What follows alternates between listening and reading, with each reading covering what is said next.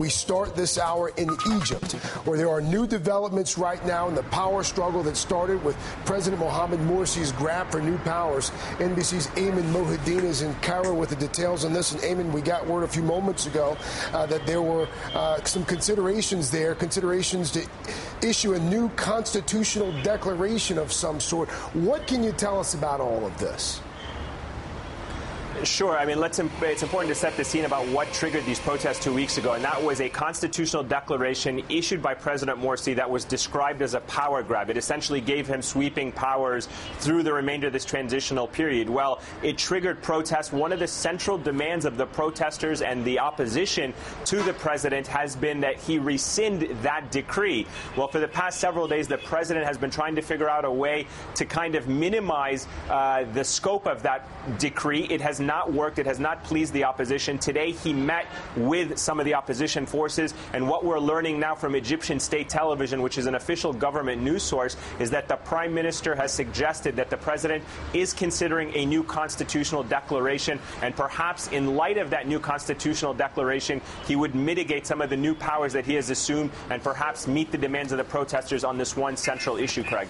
And this presumably would be in direct response to the tens of thousands of protesters that we have seen behind you over the past 10 days? Absolutely. There's no doubt about it. The protesters have said that the presidential decree that was issued on November 22nd was a power grab. It allowed him to make legislation without any type of judicial reviews, and that his decisions were final until a new constitution, a larger constitution, was officially ratified. What we're now learning is that perhaps after meeting with the opposition today and in the face of both political pressure and isolation, the president could be backtracking on some of the powers he granted himself in that declaration. We'll certainly learn more about it in the coming hours if, in fact, there is an official statement. Right now, we're learning officially only from Egyptian state media, which is the government-controlled news media here in Cairo. And with regards to the scene that's been behind you unfolding, what has that been like, today versus a week ago today? Well, today it's relatively peaceful. It has been really since Wednesday. Tuesday and Wednesday earlier this week, those were the violent protests. And what had happened was the protesters initially marched from Tahrir Square onto the presidential palace. They camped out there.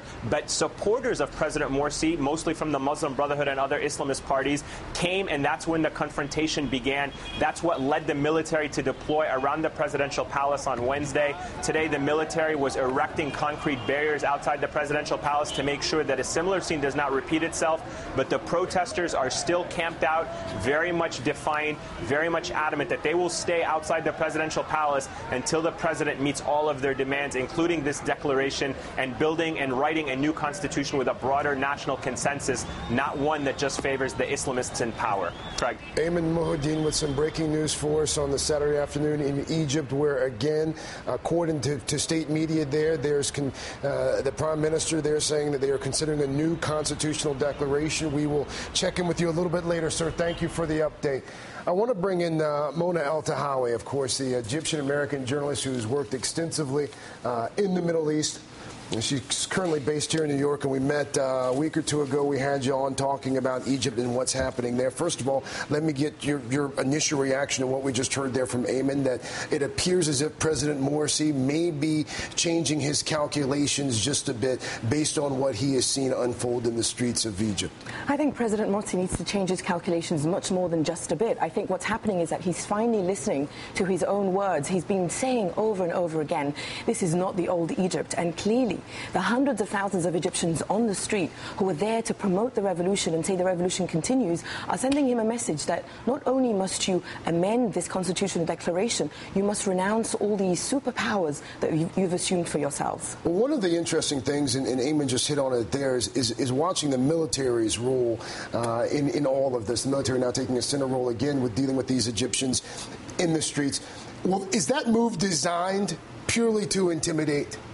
Let me explain something very simply. The Muslim Brotherhood and the military are on the same side. Egypt is like a triangle at 3 points. One is the military, one is the Islamists, and the third, and the most important for me and the people on the street, is the revolution. So the military and the Muslim Brotherhood are on the same side. And when we had our presidential elections, it was Machiavellian genius for our military junta to allow Mohamed Morsi to become president. The majority of Mohamed Morsi's voters voted for him, not because they're Muslim Brotherhood, they're not. He only got 25% in the first round. They voted for him because they didn't want the junta's candidate, who was Ahmed Shafiq. The military, in the draft constitution that was rushed through last week, has guaranteed a safe exit, no trial for human rights violations, has guaranteed no civilian oversight of his budget. And don't forget, the military in Egypt get $1.3 billion from Washington. And Washington currently supports our president. And Washington, I have to add very clearly, is about to start supporting yet another dictator in Egypt. Hosni Mubarak was supported by 5 U.S. presidents. We have a senior, high-level Muslim Brotherhood official in D.C. lobbying, and Washington must understand the Egyptian people do not want dictatorship. What's the next step there in Cairo? Well, Mohamed Morsi's 3 mistakes were the constitutional declaration, rushing the draft constitution, and then the people who were killed on the street by Muslim Brotherhood thugs. We need accountability for that. So the people on the street will not go until accountability is reached, justice is reached, and he assures the Egyptian people. Even if the draft constitution is approved? Yeah, but we'll see, this is the thing, because what he's saying is, you either approve the draft constitution or I'm going to keep more powers than Mubarak kept. This is a devil's choice. Who's going to choose between this and that? He must choose the revolution, as the people on the street have made very clear. Mona El-Tahawi, thank you so much. Do appreciate your insight as always, and do hope you'll come back as well. Journalist Mona El-Tahawi shedding some light on the breaking news there in Egypt as well.